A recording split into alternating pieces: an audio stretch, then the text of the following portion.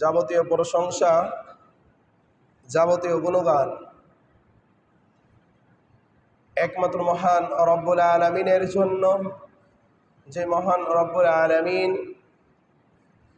আপনাকে আমাকে সুস্থ রেখে ভালো রেখে এই জুমার মসজিদে জুমার সালাতের উদ্দেশ্যে বাড়ি থেকে, বাসা থেকে, বিভিন্ন কর্মস্থল থেকে যে মহান রব্বুল আলামিন আপনাকে আমাকে আসার শক্তি দান করে দিয়েছেন, সে মহান রব্বুল আলামিনের প্রতি আপনি আমি সকলে অন্তরস্থল থেকে শুকরিয়া জানাই।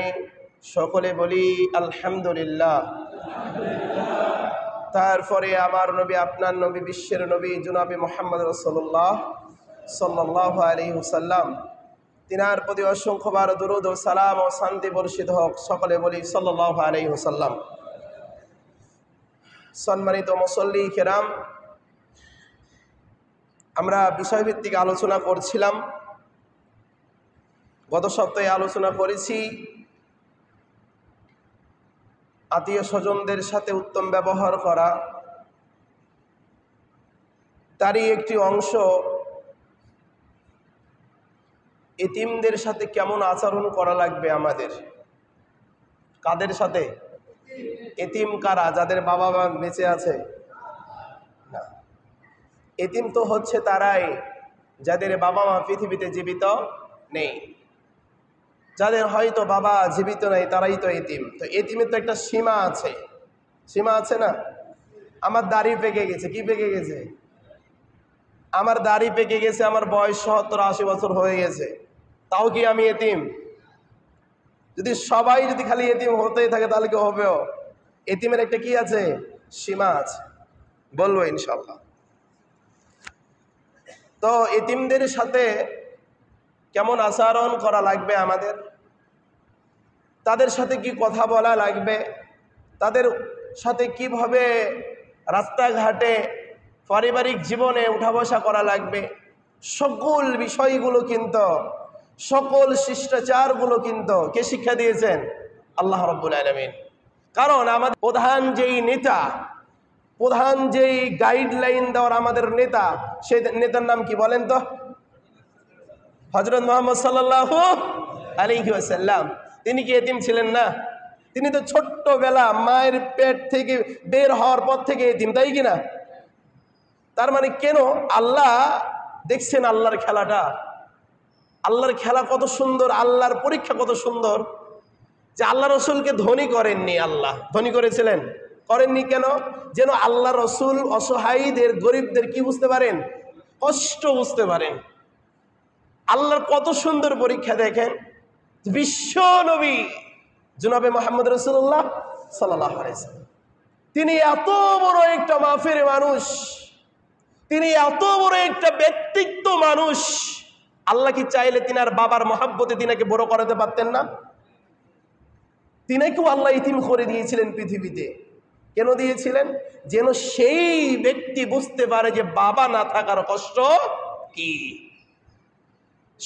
শুধু কি এতিমটা এমন এতিম, তিনার বাবা মুসলিমই ছিল না? কি ছিল না? মুসলিমই ছিল না। তার বাবাকে তো দেখেনি, তার বাবার জন্য কবরের পাশে যে কি করতে পারেনি? দোয়া করার সুযোগটাও ছিল না আল্লাহ রসুলের। প্রথমে একটা কথা বলি, রাসূলুল্লাহ সাল্লাল্লাহু আলাইহি সাল্লাম কে? রাসূলুল্লাহ সাল্লাল্লাহু আলাইহি সাল্লাম। তিনি আল্লাহকে বলছেন, আল্লাহ আমার তো বাবা মারা গেছে। কে মারা গেছে? বাবা। যখন আল্লাহ রসুল বড় হয়েছেন, তো ইয়া রাসূলুল্লাহ, ইয়া রব্বুল আলামিন, আমি আমার বাবার জন্য কি একটু দোয়া করতে পারি? কি করতে পারি? দেখেন, বাবা হারা সন্তান আকুলিতি জানাচ্ছে কাকে? আল্লাহর কাছে। জি ইয়া রব, ইয়া মালিক, আমার বাবা তো মারা গেছে, আমার বাবাকে তো দেখি নাই, আমার বাবার জন্য কি আমি একটু কবরের পাশে যে দুই হাত উত্তোলন করে, পশ্চিম দিকে দুই হাত উত্তোলন করে কি আমার বাবার জন্য একটু দোয়া করতে পারি আপনার কাছে? আল্লাহ রাব্বুল আলামিন বলেছেন লা, মানে কি? না, দোয়া করতে পারবে না। কেন পারবে না? বাবা কি? মুশরিক, বাবা মুসলিম ছিল না। তো তবে আল্লাহ বলেছে তোমার বাবার পাশে, কবরের পাশে যেতে পারো, তুমি তোমার বাবার কবরকে দেখতে যেতে পারো, সমস্যা নেই, তবে বাবার কবরের পাশে যে কি করতে পারবে না? দোয়া করতে পারবে না। এতিম বাবা নাই মুহাম্মদ সাল্লাল্লাহু আলাইহি সাল্লামের, বাবার জন্য একটু কেঁদে কেঁদে কবরের পাশে যে দোয়া করবে এই সুযোগটা দেয়নি কে? আল্লাহ। আমাকে যদি কেউ বলে তোমার বাবার কবরের পাশে যেতে পারবে না, রক্ত থাকা পর্যন্ত কেউ আমাকে আটকাতে পারবে? কেন? আমার বাবা মুসলিম। আমার বাবা কে? মুসলিম। আমার বাবা মরে গেছে, কষ্ট হয়েছে, দুই চক্ষু দিয়ে পানি ঝরিয়ে আমার বাবার কবরের পাশে যে কান্না করে হলে আমার দিলটাকে নরম করতে পারবো না? পারবো না। কিন্তু বিশ্বনবী জনাবে মুহাম্মদ রাসূলুল্লাহ সাল্লাল্লাহু আলাইহি ওয়াসাল্লামকে এত কষ্ট, এত পরীক্ষা, ইয়াতিম কাকে বলা হয়, ইয়াতিম কি, ইয়াতিম কত প্রকার, রাসূলুল্লাহ সাল্লাল্লাহু আলাইহি ওয়াসাল্লামকে আল্লাহ দেখাইছে না দেখাই নাই? আমার বাবা মারা গেলে তো আমার স্ত্রীকে নিয়ে আমি ব্যস্ত থাকি, আমার সংসারকে নিয়ে আমি ব্যস্ত থাকি, আমরা টাকা পয়সা নিয়ে ব্যস্ত থাকি, হয়তো বাবার কথা মনে পড়লে কবরের পাশে যে কান্না করি। কিন্তু রাসূলুল্লাহ সাল্লাল্লাহু আলাইহি সাল্লামের এই সুযোগটা ছিল না যে আল্লাহর কাছে তিনার পিতার জন্য কি করবেন? দোয়া করবেন।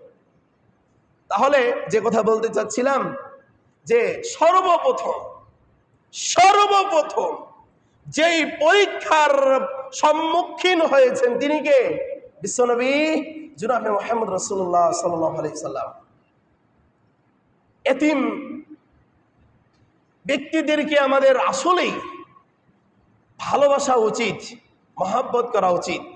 কিন্তু 5টা ভাইয়ের ভিতরে যখন একটা ভাই চলে যায় দুনিয়া থেকে, অথবা 2টা ভাইয়ের ভিতরে যখন একটা ভাই দুনিয়া থেকে চলে যায়, যেই আমাদের বাংলাদেশের অবস্থা যেটা সেটা বলছি, যে ভাইটা চলে যায় দুনিয়া থেকে, এ ভাইটার যদি জমি জায়গা থাকে, কি থাকে? জমি জায়গা থাকে, ওই ভাইয়ের যদি 2টা 3টা সন্তান থাকে, কয়টা সন্তান থাকে? 2টা 3টা সন্তান থাকে। অনেক পরিবার, সব পরিবারের কথা আমি বলছি না, অনেক পরিবার আছে এই এতিমদের প্রতি অত্যাচার করে না? করে না? 90% করে। কেন করে? যে বাবা তো নাই, তোমাদেরকে কি দিব, যতটুকু দিচ্ছি এতটুকু নিয়ে তোমরা সন্তুষ্ট থাকো, যতটুকু দিচ্ছি এতটুকু নিয়েই তোমরা সন্তুষ্ট থাকো। তারা তো এতিম, তারা তো অসহায়, কাকে বলবে? কারণ একটা বাবা জীবিত, ছোট্ট বাচ্চার একটা বাবা জীবিত থাকা মানে একটা বট গাছ, তার একটা পৃথিবী জীবিত থাকা। কথা সত্য না মিথ্যা?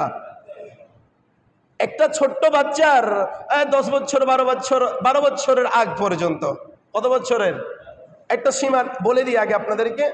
একটা বাচ্চা এতিম কত বছর থাকে? 12 বছর বলা যাইতে পারে, 10 বছর বলা যায়, 10 বছর বলা যাবে না, 12 বছর প্লাস বলা যায়। কেন? একজন বাচ্চা এতিম থাকে ততদূর পর্যন্ত যতদিন সে বালেগ না হয়। কি না হয়? বালেগ, বুঝেন তো? যতদিন একটা বাচ্চা বালেগ না হয়, একটা নারী একটা পুরুষ যতদিন পর্যন্ত বালেগ না হয়, বালেগ মানে কি? ওই বাচ্চার ব্রেনে জমি জায়গার জ্ঞান, অর্থ সম্পদের সংরক্ষণ করার জ্ঞান যতদিন তার ব্রেন না আসবে, তার মানে কি 12 বছর হয়ে গেলে একটা বাচ্চা পরিপূর্ণ বুঝতে পারে না? পারে না? এখন তো 12 বছর যাওয়া লাগে না, এখনকার যুগে কি যাওয়া লাগে না? 12 বছর যাওয়া লাগে না, তার আগেই সব কিছু জেনে যায় একটা ছোট্ট বাচ্চা। জানে না? জানে না? আপনার সন্তানটাকে দেখেন, আপনার সন্তানটাকে দেখেন, যে আগের ছোট বাচ্চাগুলো যা কিছু জানতো না, আজকে আপনার সেই সন্তানটা তার চাইতে বেশি জানে। জানে না? জানে না? তো যে একটা বাচ্চা বালেগ হওয়ার আগ পর্যন্ত সে ব্যক্তি এতিম থাকে। তো যে কথা আপনাকে আমি বোঝাতে চাচ্ছিলাম, তাহলে এতিমের সীমা কত বছর? 12 বছর। যদি 12 বছর না বলেন কি বলবেন? বালেগ হওয়ার আগ পর্যন্ত। সে ব্যক্তি যখন থেকে বালেগ হয়ে গেছে, সে ব্যক্তি এতিমের খাতা থেকে কি হয়ে গেছে? কাতা পড়ে গেছে। আচ্ছা, তাহলে যে কথা বলতে চাচ্ছিলাম যে একটা 10 বছরের বাচ্চা, 10 বছরের একটা মেয়ে, 5 বছরের একটা বাচ্চা, 5 বছরের একটা মেয়ে যখন জীবিত থাকে, হঠাৎ যখন তার বাবা মরে যায়, বলেন তো তার মাথার ওপর থেকে এই ছাদটা হারিয়ে যায় না? যায় না? আপনি আমি বুঝি না। কেন বুঝি না জানেন? হয়তো আমাদের বাবা মা ছোট অবস্থাতে কি করেনি? মৃত্যুবরণ করেনি। কিন্তু যাদেরই বাবা মারা গেছে ছোট্ট বয়সে, যাদেরই বাবা ছোট্ট বয়সে মারা গেছে, তাদেরকে বলবেন তাদের যে বাবা না থাকার কষ্টটা কি, তাদেরকে বলবেন, তাদেরকে প্রশ্ন করবেন বাবা না থাকার যে যন্ত্রণাটা কি হতে পারে। একজন এতিম বাচ্চা, বাবা না থাকার যে কষ্ট, মা না থাকার যে কষ্ট, এই এতিমদের কষ্ট আল্লাহ ছাড়া পৃথিবীর কেউ বুঝে না। যখন ঈদ চলে আসে, যখন কি চলে আসে, ঈদ, সবাই নিজের বাবার হাত ধরে ধরে ঈদগাহার ময়দানে আসে না, আসে না? ও ছোট্ট ছোট্ট মেয়ে বাচ্চাগুলো মাদের পিছন পিছন আসে না, আসে না? যাদের মা নাই, যাদের বাবা নাই, যারা মা বলে ডাকতে পারে না, বাবা বলে ডাকতে পারে না, এদের কষ্ট আছে না নাই? আল্লাহ বলছেন দেখেন, ওয়াবুদুল্লাহ ওয়ালা তুশরিকু বিহি শাইয়্যা ওয়া বিল ওয়ালিদাইনি ইহসানা ওয়া বিদিল কুরবা ওয়াল ইয়াতামা ওয়াল মাসাকিন ওয়া ইবনিস সাবিল। গত সপ্তাহে এই আয়াতটা পড়েছিলাম না? জানেন, আপনারা জানেন? ওয়াবুদুল্লাহ ওয়ালা তুশরিকু বিহি শাইয়্যা, এমন একটা আয়াত পড়েছিলাম না গত সপ্তাহে? আল্লাহ এই আয়াত এতিমদেরকে নিয়ে বোঝাতে নিয়ে বলছেন, ওয়াবুদুল্লাহ ওয়ালা তুশরিকু বিহি শাইয়্যা, ওয়াবুদুল্লাহ, তোমরা আল্লাহর ইবাদত করো, ওয়ালা তুশরিকু বিহি শাইয়্যা, এবং কার সাথে শরীক করো না। কথা বলেন, কার সাথে শরীক করো না? আমার সাথে একজনকে শরীক করতে পারবেন, আমার সাথে একজনকে শরীক করলে কয়জন হয়? কথা বলেন, কয়জন হয়? আমি ইব্রাহিম খলিল, আমার সাথে 3 জন শরীক করলে আমাকে দিয়ে কয়জন হয়? 4 জন। কিন্তু পৃথিবীর সবার সাথে শরীক করা যাবে, তবে একজন ব্যক্তিত্ব, একজন মহান ব্যক্তির সাথে শরীক করা যাবে না। সে ব্যক্তিকে আল্লাহ। পৃথিবীর সবার সাথে শরীক করতে পারবেন, সবার সাথে সঙ্গ দিতে পারবেন, কিন্তু একজন ব্যক্তিত্ব, একজন মহান ব্যক্তির সাথে যদি আপনি শরীক করেন, জিন্দেগিতে যতদিন আপনি জীবিত থাকবেন, মরার পরেও আপনি জান্নাতে যেতে পারবেন না, পারবেন না, পারবেন না। কথা সত্য না মিথ্যা? যদি শিরিক করে থাকেন জান্নাত যাওয়া সম্ভব? রাসূলুল্লাহ সাল্লাল্লাহু আলাইহি সাল্লাম বলছেন, কে বলছেন? রাসূলুল্লাহ, যে একজন মানুষ,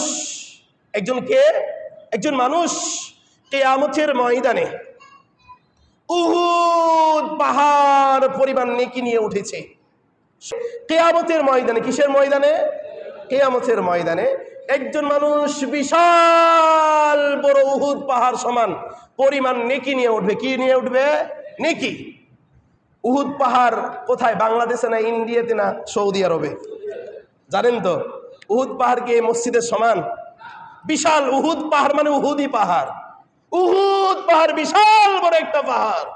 রাসূলুল্লাহ সাল্লাল্লাহু আলাইহি সাল্লাম বলছেন যে কোন মানুষ যখন কিয়ামতের ময়দানে উহুদ পাহাড় পরিমাণ কি নিয়ে উঠবে? নেকি নিয়ে উঠবে। ওই নেকির ভিতরে যদি বিন্দু পরিমাণ শিরকের গুনাহ থাকে। কিসের গুনাহ? শিরক। এত গুনাহ, নেকি, এত পরিমাণ নেকি রয়েছে, এত পরিমাণ নেকি রয়েছে, আর ওই নেকির ভিতরে যদি বিন্দু পরিমাণ কিসের গুনাহ? শিরকের গুনাহ থেকে থাকে, আল্লাহ রাসূল সাল্লাল্লাহু আলাইহি সাল্লাম বলছেন সমস্ত নেকিগুলোকে আল্লাহ রাব্বুল আলামিন কেটে দিবেন। নাউজুবিল্লাহ। কি করে দিবেন? কেটে দিবেন, নষ্ট করে দিবেন।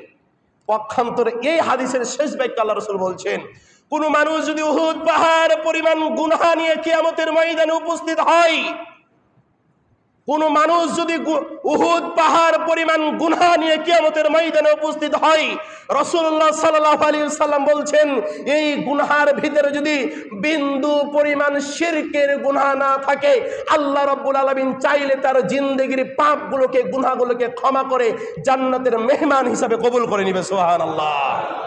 কিসের গুনাহ থাকা যাবে না? জিনা করেছেন করেন, সুদ খেয়েছেন খান, যা করেছেন করেন, দিন শেষে ক্ষমা চান কার কাছে? আরে ক্ষমা আল্লাহ করবে আপনাকে একদিন, ক্ষমা আপনি পাবেন একদিন। রব আপনাকে ক্ষমা করবে, এ কথাই সত্য। রব আপনাকে শান্তিতে রাখবে, এ কথা সত্য। যতই পাপ করেন, যতই গুনাহ করেন, এই দিন শেষে ক্ষমা চাইতে হবে কার কাছে? বলবেন জেনা করেছি, সমস্যা কি? হুজুর ফতোয়া দিয়েছে আল্লাহ মাফ, হুজুর ফতোয়া দিয়েছে আল্লাহ মাফ করবে। ক্ষমা না চায় মরলে কি আল্লাহ মাফ করে দিব? কথা আমার বুঝতে পারেননি? গুনাহ হয়ে গেছে। কুল্লু বানি আদম, প্রত্যেক বানি আদম সন্তান কি? অপরাধী, গুনাহগার। খায়রুল খাত্তাইয়িনা তাওয়াবুন, উত্তম অপরাধী হচ্ছে তারা, উত্তম চোর হচ্ছে তারা, উত্তম আসামি হচ্ছে তারা। খায়রুল খাত্তাইয়িনা তাওয়াবুন, যারা ভুল করেছে, গুনাহ করেছে, ক্ষমা চাইছে কার কাছে? কথা বলেন, ক্ষমা চাইছে কার কাছে? তার মানে কি? জেনা হয়ে যেতে পারে, চোখের জেনা হতে পারে, মুখের জেনা হতে পারে, হাতের জেনা হতে পারে, পায়ের জেনা হতে পারে। জেনা হতে পারে কিসের? অন্তরের। কিসের? সবচাইতে বড় ভয়ানক জেনার নাম কি? অন্তরের জেনা। হাতে হয়তো কোনো কিছু করবে না, চোখেও হয়তো কোনো কিছু করছে না, চোখে হঠাৎ হয়তো একটা নারীর দিকে চোখ চলে গেছে, চোখটা নিচু করে নিয়েছেন, কিন্তু পেঁয়াজ জিলাপির মতন পেঁয়াজ দিচ্ছে কোন জায়গাতে? অন্তরে। তো রাসূলুল্লাহ সাল্লাল্লাহু আলাইহি সাল্লাম বলছেন, ও দুনিয়ার মানুষ শোনো, তোমরা যতই গুনাহ করো না কেন, যতই পাপ করো না কেন, দিন শেষে একবার হলো হাতটা একবারে বিনয়ী হয়ে মাথাটা নিচু করে হাতটা উত্তোলন করো কার কাছে? এত পাপ, এত গুনাহ, এত অন্যায়, এত পাপ, এত গুনাহ, এত অন্যায়, ক্ষমা চাই দিন শেষে আল্লাহর কাছে। নামাজই পড়ি না, সালাত আদায় করতে আসি না, ক্ষমা চাই আল্লাহর কাছে কখনো? মানুষকে দিনে রাত্রে কত গালি দিই, কত মিথ্যা কথা বলি। আরে রাত চলে যাচ্ছে, সপ্তাহ চলে যাচ্ছে, মাস চলে যাচ্ছে, বছর চলে গেছে। রমজান মাসে একবার হাত উত্তোলন করেছিলেন আল্লাহর কাছে, একটা বছর পেরিয়ে যাওয়ার পর আবার রমজান মাস আসছে না, আসছে না। হাত উত্তোলন কয়বার করেছেন? একটা বছর হয়তো রমজান মাসে আপনি কান্না করেছেন, দুই চক্ষু দিয়ে নিজের অন্যায়ের জন্য অনুতপ্ত হয়ে আল্লাহর কাছে ক্ষমা চাইছেন। এতদিন পর্যন্ত চলে যাচ্ছে, আল্লাহর কাছে ক্ষমা চাইছেন? যে কথা বলতে চাচ্ছিলাম, এতিম। কে? এতিম। এতিমদের সাথে কি আচরণ করতে হবে? কথা বলেন, কি আচরণ করতে হবে? রাসূলুল্লাহ সাল্লাল্লাহু আলাইহি ওয়াসাল্লাম বলছেন, ও দুনিয়ার মানুষ তোমরা শোনো, একজন বাচ্চার যখন বাবা মরে যায়, একজন বাচ্চার যখন মা মরে যায়, একজন বাচ্চার যখন বাবা মরে যায়, একজন বাচ্চার বাবা যখন মরে যায়, ও দুনিয়ার মানুষ তোমরা ভালো করে শুনে রাখো, তখন ওই বাচ্চার মাথার ওপর থেকে ছাদটা হারিয়ে যায়, ওই বাচ্চার পিছন থেকে একটা দেওয়াল সরে যায়, ওই বাচ্চার জীবন থেকে গুরুত্বপূর্ণ একজন মানুষ সরে যায়। এই জন্য তোমরা যারা গার্জেন থাকবা, ওই এতিমদের সাথে তোমরা উত্তম ব্যবহার করো, সুন্দর ব্যবহার করো। রাসূলুল্লাহ সাল্লাল্লাহু আলাইহি সাল্লামকে অর্ডার দিয়েছেন এ কথা বলার জন্য। তিনি কে? আল্লাহ। মানে কি?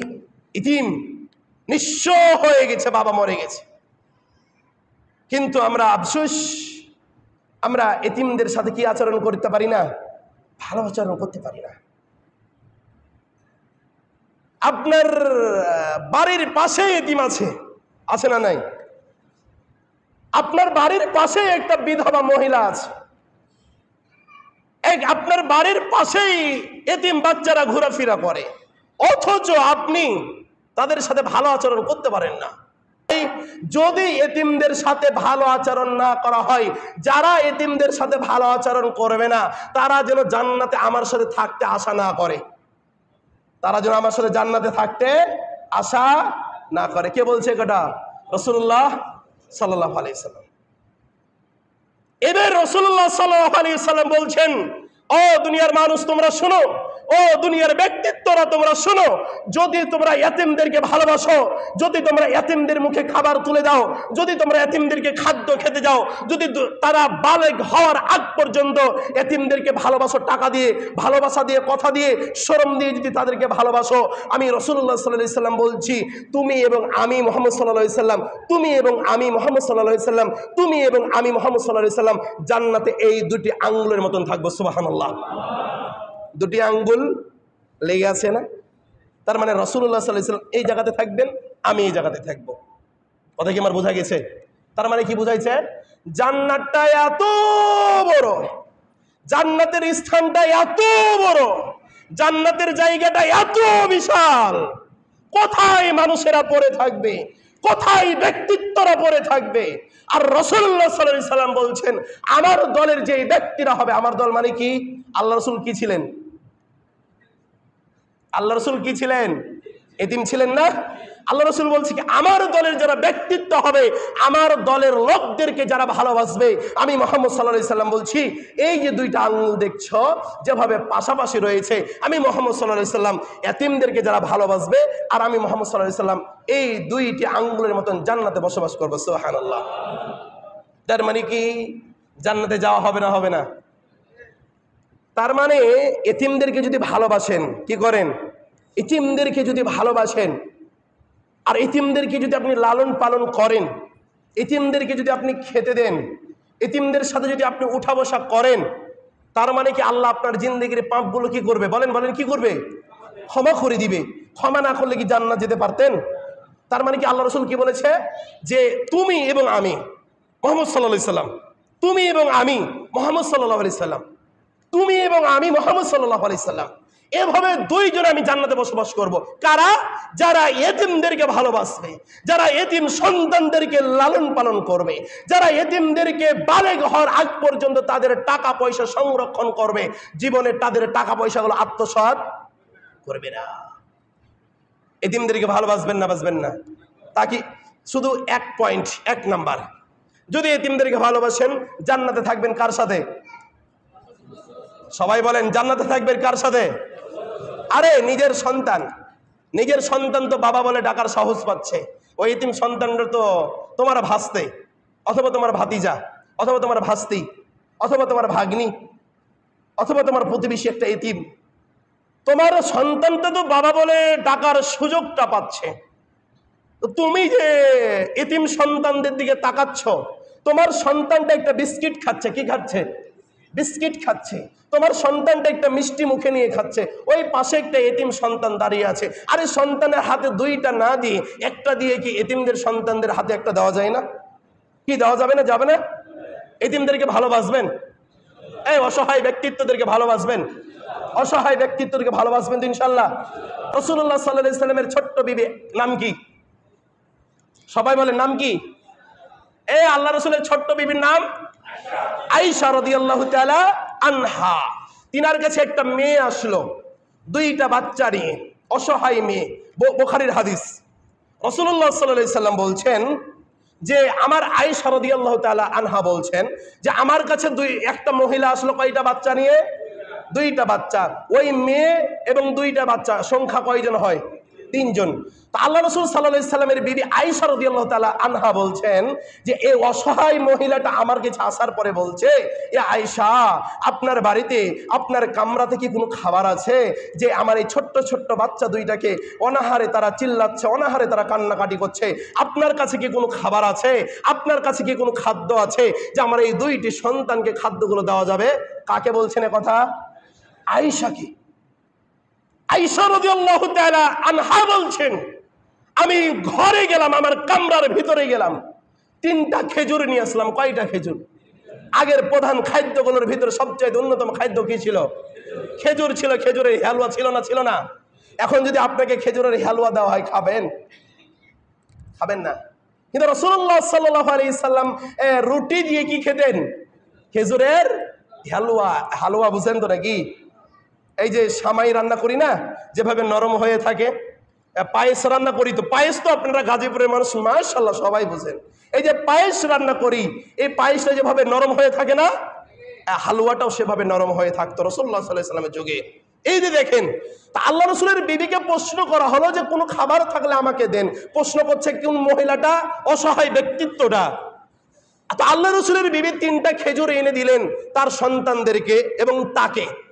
তো আল্লাহ রসুল সাল্লাল্লাহু আলাইহি সাল্লামের বিবি বলছেন যে যখন আমি তিনটা তাদেরকে খেজুর এনে তাদের হাতে দিলাম, তার মার হাতে। কার হাতে? কথাটা একটু ভালো করে শুনবেন। তার মার হাতে যখন আমি তিনটা খেজুর দিলাম, আয়েশা রাদিয়াল্লাহু তাআলা আনহা বলছেন, আমি যখন ওই মহিলার হাতে তিনটা খেজুর দিলাম, ওই মহিলা দুটা খেজুর তার দুইটা মেয়েকে দিল। তার কাকে দিল? মেয়েকে দিল। তো তার মেয়ে দুটা খেজুরকে খেয়ে শেষ করে দিয়েছেন। কি করে দিয়েছেন? শেষ করে দিয়েছে। ওই অসহায় মাটা তাকে যে একটা খেজুর দিয়েছিলেন, এই খেজুরটা মুখে নিতে যাবেন। কি করতে যাবেন? মুখে নিতে যাবেন। তার সঙ্গে সঙ্গে ওই ছোট্ট ছোট্ট বাচ্চা দুটা বলছে, মা ওই খেজুরটা আমাকে দাও। আর একটা মেয়ে বলছে, মা আমাকে দাও। তখন মায়ের পেটেও কি নাই? খাবার নেই। আয়েশা রাদিয়াল্লাহু তাআলা বলছেন, সহিহ বুখারী, আবু দাউদ, মুসলিম শরীফের হাদিস, যে ওই মা যখন খেজুরটা খেতে যাচ্ছে, ওই অসহায় ক্ষুধার্ত অসহায় ব্যক্তিত্ব দুটা মেয়ে বলছে, মা আমাদেরকে এই খেজুরটা দাও। ওই অসহায় ব্যক্তিত্ব মা ওই খেজুরটা দুই ভাগে বিভক্ত করে দুই অসহায় মেয়েকে, ক্ষুধার্ত মেয়েকে ভাগ করে দিয়ে দিল। সুবহানাল্লাহ। এবার রাসূলুল্লাহ সাল্লাল্লাহু আলাইহি সাল্লাম বাড়িতে আসলেন, ওই মেয়ে তিনজন চলে গেলেন। মা এবং দুইজন ছোট বাচ্চা চলে গেলেন। এবার রাসূলুল্লাহ সাল্লাল্লাহু আলাইহি ওয়াসাল্লাম নিজের কামরাতে প্রবেশ করলেন। ছোট্ট বিবি আয়েশা রাদিয়াল্লাহু তাআলা আনহা, আল্লাহ রাসূলের বিবি বলছেন, ইয়া রাসূলুল্লাহ, আজকে দিনে একটা ঘটনা ঘটে গেছে। তার ছোট্ট ছোট্ট বাচ্চাগুলো যে খাবার খাচ্ছে, দাঁড়িয়ে থেকে দেখছেন তিনি কে? আয়েশা রাদিয়াল্লাহু তাআলা আনহা তাদের কাণ্ড দেখছেন। এবার আল্লাহ রাসূল বাড়িতে আসার পরে বলছেন, ইয়া রাসূলুল্লাহ সাল্লাল্লাহু আলাইহি ওয়াসাল্লাম, আজকে বাড়িতে একটা দিনে কাণ্ড ঘটে গেছে, আপনি যখন বাড়িতে অনুপস্থিত ছিলেন। আল্লাহ রাসূল বলছেন, আয়েশা, কি হয়েছে এমন? তুমি এমন ভাবে বলছো কেন? কে বলছেন? বিশ্বনবী। বলেন বিশ্বনবী জনাবে মুহাম্মদ রাসূলুল্লাহ সাল্লাল্লাহু আলাইহি ওয়াসাল্লাম। ও আয়েশা, তুমি এমন ভাবে বলছো কেন? কি হয়েছে বলো? আল্লাহ রাসূলের বিবি বলতেছেন, ইয়া রাসূলুল্লাহ, আজকে এক অসহায় মহিলা এসেছিল, তার কোলে দুইটা বাচ্চা ছিল, তারা ক্ষুধার্ত অবস্থায় ছিল। ওই অসহায় মহিলাটাও ক্ষুধার্ত অবস্থায় ছিল। তারা আসার পর আমাকে প্রশ্ন করেছে, ইয়া আয়েশা, আপনার কামরাতে, আপনার রুমে, আপনার ঘরে কি কোনো খাবার আছে? আমি তাদেরকে 3টা খেজুর দিয়েছি। তারা খেতে লেগে তার দুটো মেয়ে খেজুর 2টা খেয়ে নিয়েছে। তার মা যখন খেজুরটা খেতে যাবে, তার অসহায়, তার ক্ষুধার্ত ওই বাচ্চাদেরকে খেজুরটাও ভাগ করে দিয়েছে। ইয়া রাসূলুল্লাহ, এই মহিলার বিষয়ে আপনি কিছু বলেন। আল্লাহ রাসূল সাল্লাল্লাহু আলাইহি সাল্লাম বলছেন, এই অসহায় মহিলাকে যে ব্যক্তি খাবার দিয়েছে এবং অসহায় যে মা রয়েছে, মেয়েদেরকে খাবার ভাগ করে দিয়েছেন, উভয় ব্যক্তিকে জান্নাতের মেহমান হিসেবে আল্লাহ পছন্দ করে নিয়েছেন। সুবহানাল্লাহ। দুইজন কয়জন? প্রথম কে? আয়েশা। আয়েশা কি করেছেন? কথা বলেন, কি করেছেন? খাবার দিয়েছেন। আর মা, অসহায় মহিলা, মুখে খাবারটা নিতে যাবেন, তৎক্ষণিক কান্না করেছেন। তার কারা? বাচ্চাগুলো। তো এই খাবারটা কি মা খেয়েছে না ভাগ করে দিয়েছে? বলছে, আল্লাহ রাসূল বলছেন, এই মা এবং যেই ব্যক্তি খাবারটা দিল, এই দুইজনকে জান্নাতের মেহমান হিসেবে আল্লাহ কবুল করে নিয়েছে। সুবহানাল্লাহ। আল্লাহ রাসূলকে কোন সাহাবায়ে কেরাম যখন কোনো হাদিয়া দিতেন, কি দিতেন? হাদিয়া বুঝেন? যখন কোন মানুষ, কোন সাহাবায়ে কেরাম হাদিয়া দিতেন, কোন সাহাবায়ে, উপস্থিত সাহাবায়ে কেরামরা যদি বসে থাকতেন, আল্লাহ রাসূল সাল্লাল্লাহু আলাইহি সাল্লাম কি করতেন না? খাবারটা আগে খেতেন না, উপস্থিত সাহাবায়ে কেরামদেরকে কি করে দিতেন? ভাগ করে দিতেন। এই হাদিস কেন বললাম? যে এতিম যদি আপনার আশেপাশে থাকে, আপনার প্রতিবেশী যদি এতিম থাকে, আপনি ভিন্ন জায়গা থেকে এসেছেন, ভিন্ন জায়গা থেকে চাকরি করে বাড়িতে এসেছেন, আপনার প্রতিবেশী যদি এতিম থাকে, আপনার ভাইয়ের সন্তানরা যদি এতিম থাকে, নিজের সন্তানদের কাছে তো যাবেন, নিজের সন্তানদের কাছে সারা জীবনই তো থাকবেন, এতিমদের পাশে দাঁড়ানোর চেষ্টা করবেন। ইনশাল্লাহ। ইনশাল্লাহ হচ্ছে না? আবার বলেন ইনশাল্লাহ। মাশাআল্লাহ, মাশাআল্লাহ, বারাকাল্লাহ, শুকরান। বলেন আলহামদুলিল্লাহ। আরে এতিমরা কি বলে? কিছু কিছু অসহায় ব্যক্তিত্ব রয়েছে, কিছু এতিম অসহায় ব্যক্তিত্ব রয়েছে, যারা মানুষের সামনে চেয়ে অভাবে তাদের সংসার চলে না। অভাবে কি চলে না? সংসার চলে না।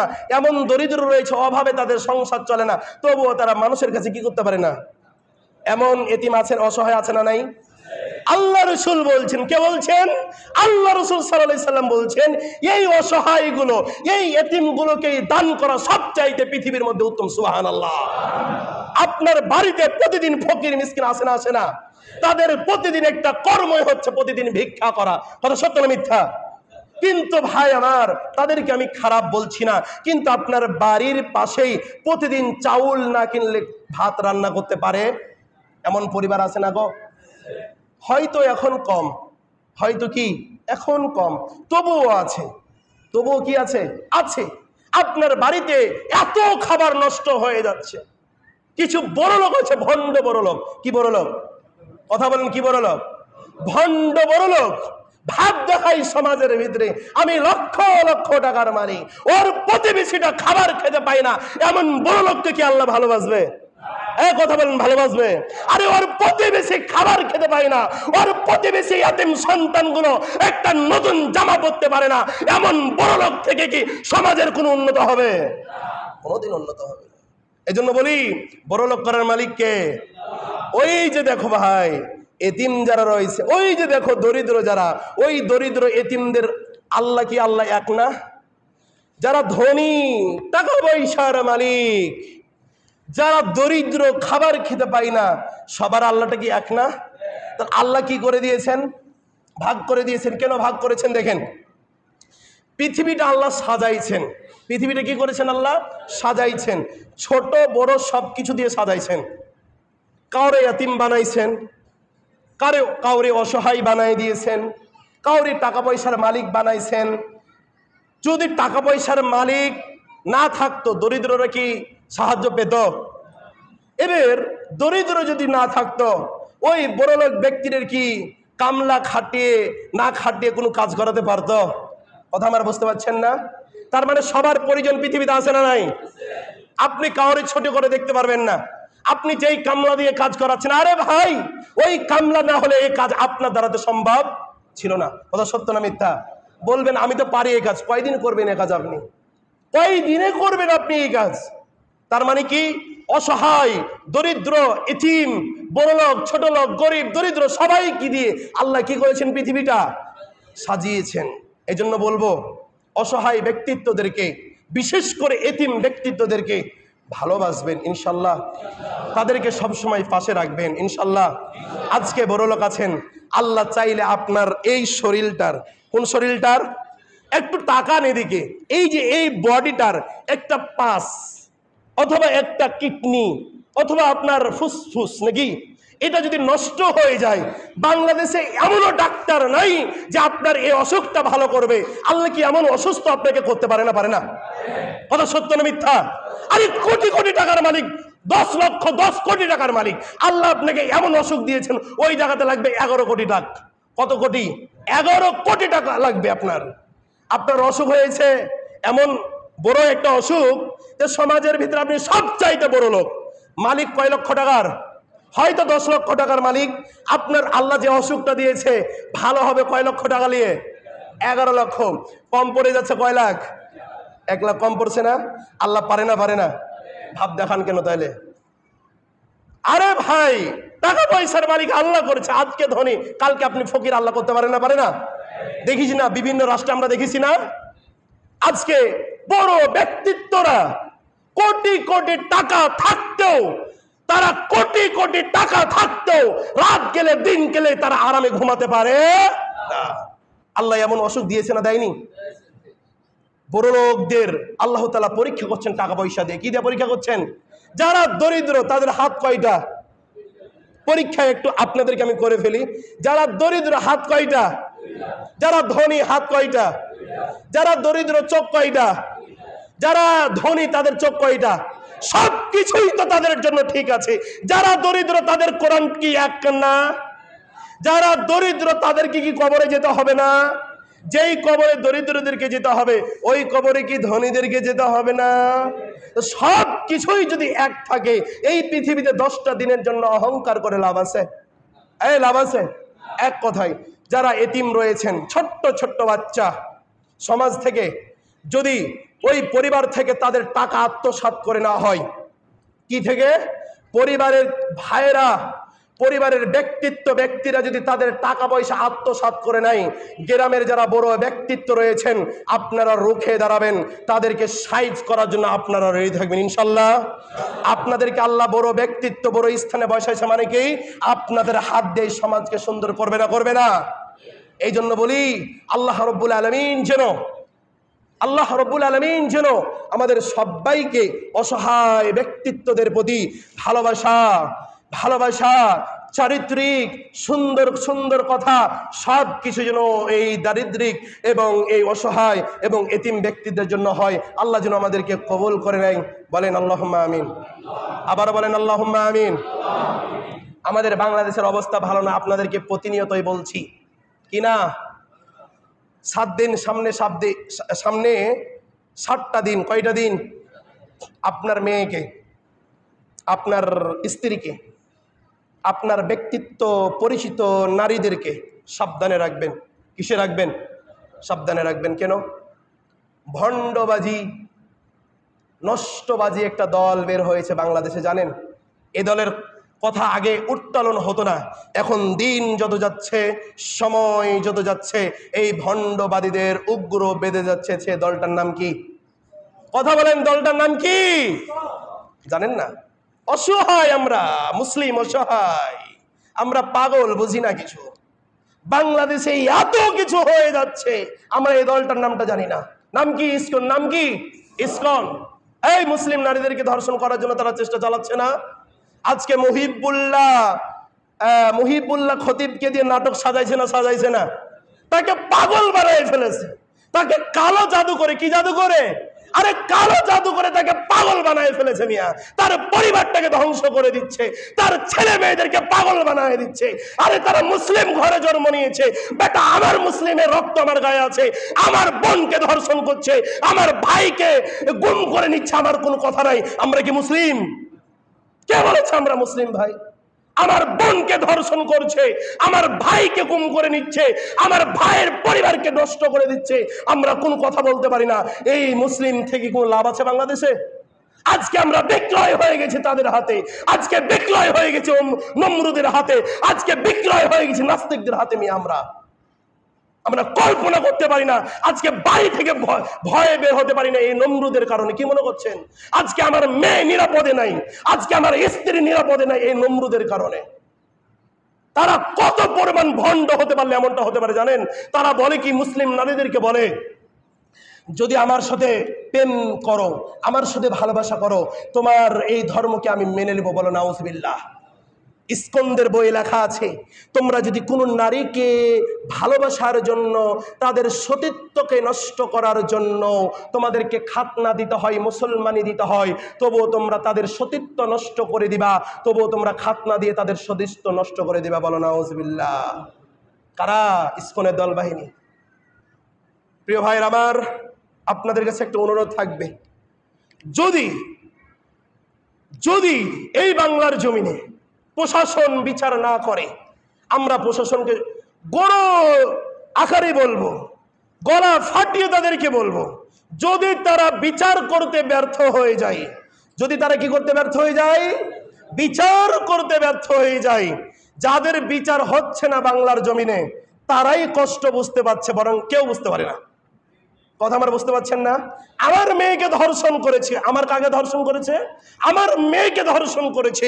আমার মেয়ের বিচার যদি এই বাংলার জমিনে না হয়, কেউ কি কষ্ট বুঝতে পারবে না? আমি বুঝতে পারবো, আমি আমার কষ্ট বুঝতে পারবো, কেউ আমার কষ্ট বুঝতে পারবে না।